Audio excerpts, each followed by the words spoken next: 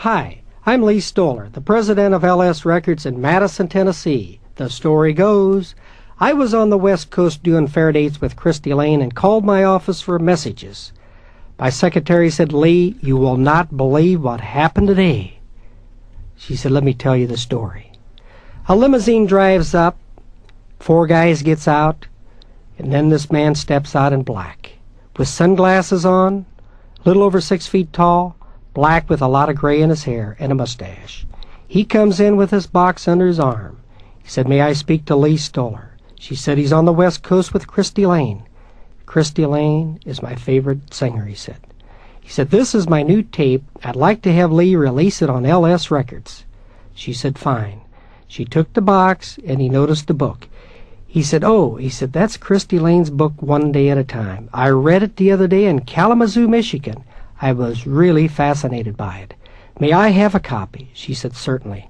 He reached in his pocket, and that's when she noticed his gloves.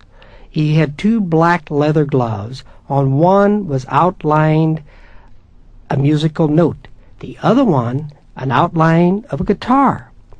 And both of them in diamonds. She said, why, if they cost 1,000, they must have cost 100,000. I never saw diamonds like that before in my life.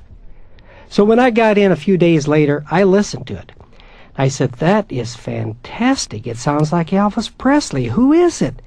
That's the odd thing about it, she said. He never said his name. He just assumed that I knew him and you would. Isn't his name on the box? I said, there's nothing except the title of the song, Spelling on the Stone. Why, this record has already made music history. It's the first record ever in the history of music that has been released without the name of the artist on it.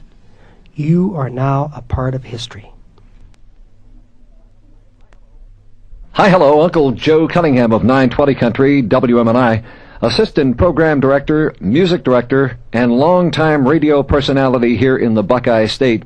And I've seen many songs come and go, many songs that you had lukewarm response to and instantaneous response to, such as the case of Spelling on the Stone. It was a song we featured on our Make It or Break It at 9:10 in the evening and had overwhelming response. We then picked it up from there and went with a interview and a feature of Elvis Presley and some of the doings of his life, again to overwhelming response.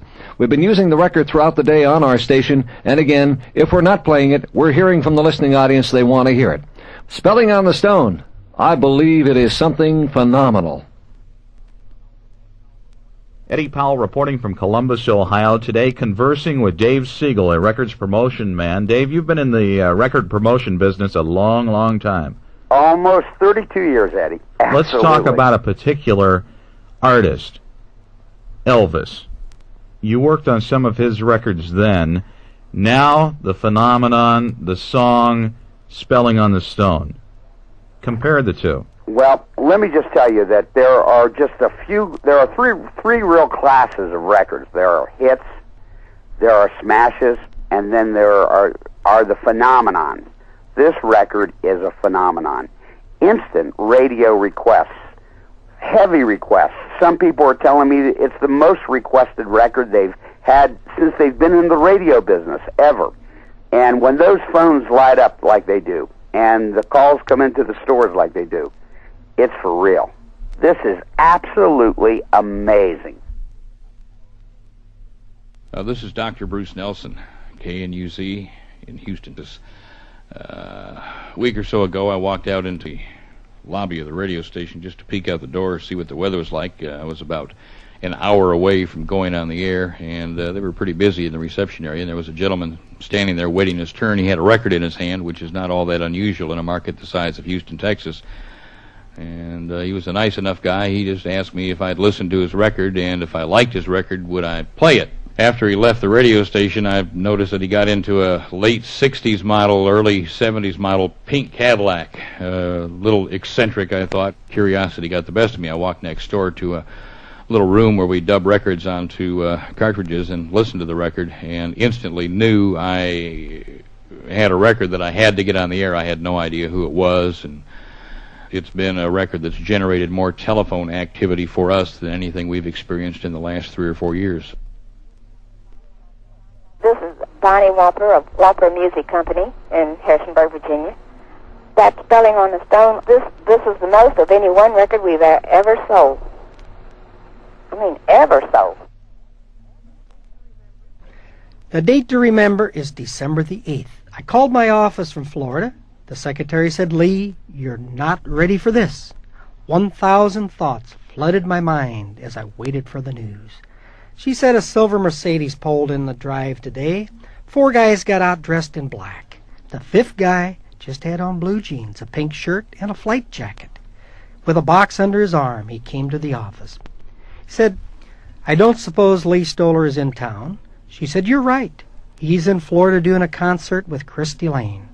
He said, "Well, he could not be in better company." He said, "I wanted to thank Lee and everybody for accepting my new song, Spelling on the Stone. I heard and read a lot of good things about it. In this box now," as he laid it on the desk, he said, "is 9 new songs. I would like to have Lee release this on LS." Then he noticed the book laying on the desk. He picked up the book, he looked at it, hesitated a minute, then he whispered, "How to Save Your Own Troubled Marriage" by Christy Lane. He choked, then said, "May I please buy a copy? Perhaps I could have used this book a few years ago." The secretary said, "I felt so sorry for him, I thought I'd cry. Then I noticed his white leather gloves. It had TCB in diamonds. He simply said, 'Thank you, ma'am,' smiled, and left with his book."